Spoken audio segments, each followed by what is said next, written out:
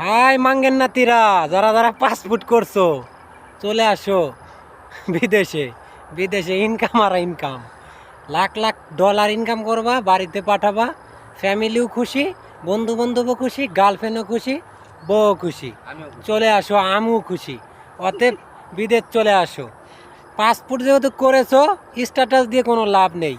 সফলতা চলে আসবে খালি বিদেশের মাটিতে পা রাখলেই। এই যে পিছনে দেখতে পারছো, এলো মাঙ্গের নাতি, 90,000 কামায়, 80,000 কামায়, 8 ঘন্টা ডিউটি করে। অপমান কিসের? এর নিজে মুখে শুনেন যে 80-90 কামায় নাকি। এই কোম্পানিতে 8 ঘন্টা ডিউটি করে 80-90 কামায়।